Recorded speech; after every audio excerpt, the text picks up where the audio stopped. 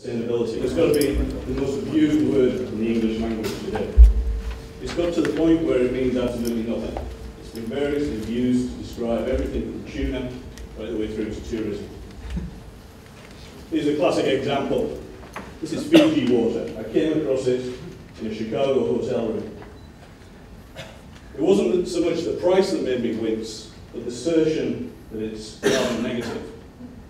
If you go onto the company's website, there's a whole page devoted to their sustainability. It talks about how they use the most responsible plastic, the most efficient ocean transport, how they operate from the most energy efficient factories. But how in anybody's logic can it make sense to move water from an island in the middle of the Indian Ocean to a hotel room halfway around the world in Chicago? A hotel room with a view over the 6th largest freshwater lake in the world. And that's the problem with sustainability. As a concept, it's abused, it's incredibly difficult to define, and it's incredibly difficult to value and put a measure on. The planet has undergone incredible pressure from human population growth in the last century. Population is growing at 2 people a second. That's 200,000 people a day. Indeed, in the next week, we're going to hit the milestone of 7 billion people on the planet. All of those people have an insatiable demand for finite resources, not least land, a diminishing resource. We're losing land at the rate of 470 hectares of productive agricultural land every hour. And it's not just about the actual numbers, it's about equity as well. The bulk of the environmental damage we see around us today is the result of the 20% of the world population who jumped onto the industrial bandwagon in the 1800s.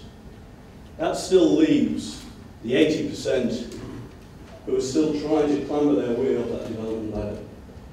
Whether it's East Africa, where population is growing at 4% a year, where they aspire to lift themselves out of poverty, to earn more than $1 a day, to aspire to a house rather than a mud hut, and possibly even one day on a bicycle.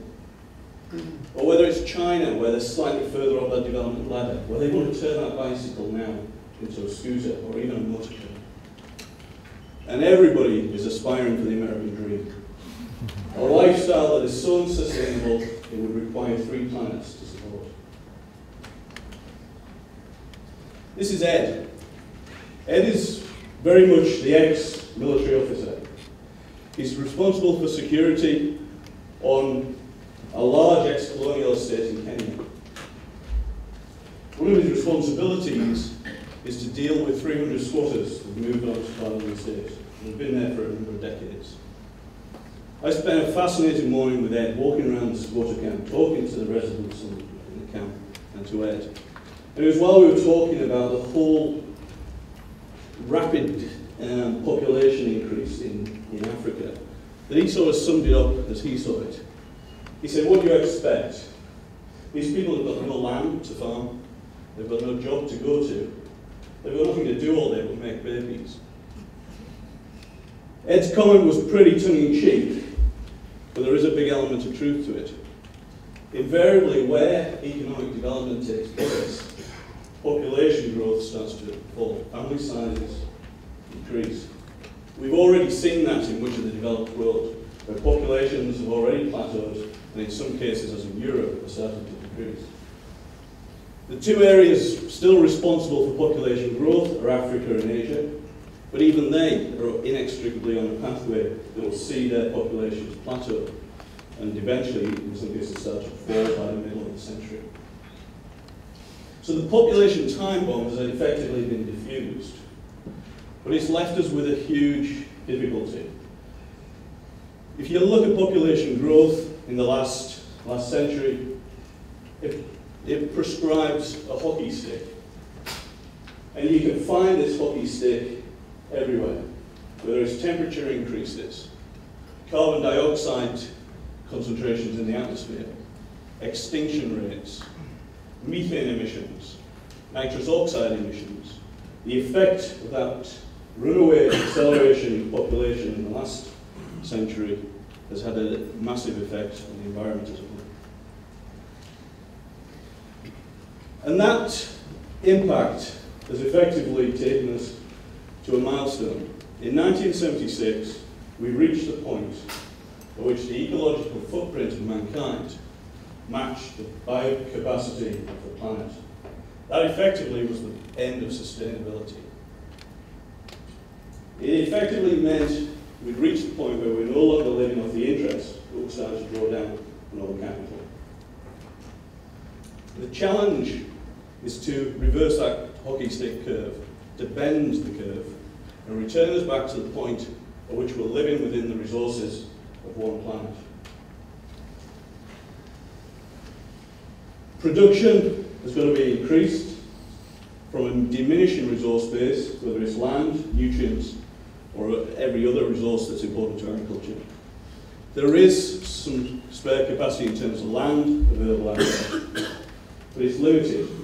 Estimates put it at around 400 million hectares. To put that into context, the rate we're losing land through a combination of soil degradation, urbanisation, biofuels, the shift to conservation, will utilise that 400 million hectares alone by 2030. So the challenge has got to be for agriculture to produce more from either the existing resource base or a reduced resource base. And the good news is that there's huge latent potential out there.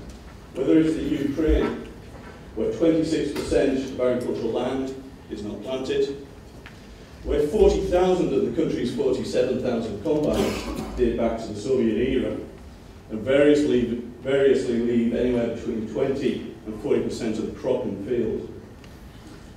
Whether it's Africa, where the average wheat yield is typically less than 2 tons a hectare, or whether it's China, where the village dairy herd is generally producing less than 2,000 litres a cow. There is huge latent potential. Additionally, there is massive technological development opportunities out there, new concepts and new ideas. Whether it's the use of algae, an organism that's capable of producing biomass 100 times faster than most conventional plants. Whether it's our greater understanding of biological systems and ecology that allow us to take advantage of natural opportunities for pest and disease control. Whether it's the growing arsenal of tools we have to better understand plant genetics and to increase the rate at which we improve plant varieties. There are huge opportunities, but all of them demand a healthy and effective research and development model. A model that takes basic discoveries from the laboratory, turns them into strategic research, eventually into applied research, and then through demonstration and extension, put them into it in front of industry. Every step of the way, for that to be a healthy model, there should be feedback and there should be innovation with it. What I found as I went around the world, and I visited over 15 universities around the world, was a trend. You'd invariably make contact with an individual in the university.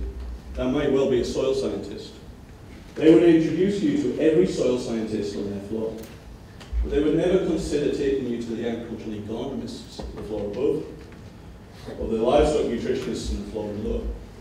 There's a silo mentality within academia around the world, and that does not lend itself to the challenges of sustainability. If sustainability is about anything, it's about large-scale integrated systems, cross-disciplinary approaches, large-scale investigation, and often investigation that goes over a long time scale. In the UK, it can be argued things are even worse. The applied research of the type that used to be funded by DEFRA, the resources have largely been focused onto basic research, the type funded by BBSRC. We've effectively, in the UK, wound up with a research chain that starts and stops at basic research, and then hopes that through knowledge transfer, those basic ideas will be picked up by industry and deployed.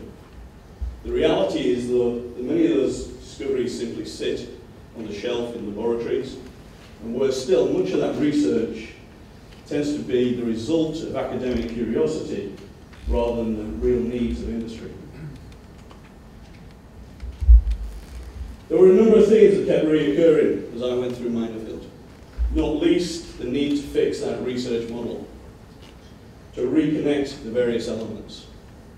Integration, time and time again, I kept coming across the notion that sustainability is about systems. And they're systems that go beyond the boundaries of agriculture. So whether it's nutrients you're looking at, it's not just about the recycling of nutrients within agriculture. It's what's happening to those nutrients beyond agriculture, amongst the urban population. And there's a desperate need to create a measure and a value for sustainability. It's a concept that it isn't considered when we start to discuss financial motivation. In 1968, John F. Kennedy, in a really elegant deconstruction of modern economics, said that gross domestic product measures absolutely everything except that which is worthwhile to life. And that is particularly true with sustainability. Somehow we need to commoditize the sustainability values. In terms of my own experience, I focused a lot of my study on nutrients. Fertilizer is one of agriculture's most important resources, but it's also one of the main reasons why agriculture is often considered to be unsustainable. In Canada, I came across these two guys on the left. They were working on developing equipment that was capable of dewatering slurries from pig units, of then converting that material into concentrated forms of nutrients. I've continued to talk to these guys, and I set about looking for equipment that was sitting on shelves in labs in the UK, and came across the piece of kit on the right. This has now been deployed at Harper. In fact, it was done yesterday. It moved to Harper. And with a bit of help from funding from the Technology Strategy Board, we're setting to on a project which will investigate whether we can do something similar, whether we can scavenge nitrogen, slurry, and other industrial effluents to create a high-value concentrated liquid fertilizer. What I began to see as I travelled around the world was a much larger and fascinating debate than I'd ever originally expected. I got a glimpse of the infinite elements that intertwine to create a global farm. And for that opportunity, I will always be eternally grateful to Nuffield, but especially my sponsor, Kirby. Nuffield's really given me the tools and confidence to think on a global scale, and in particular, to think big.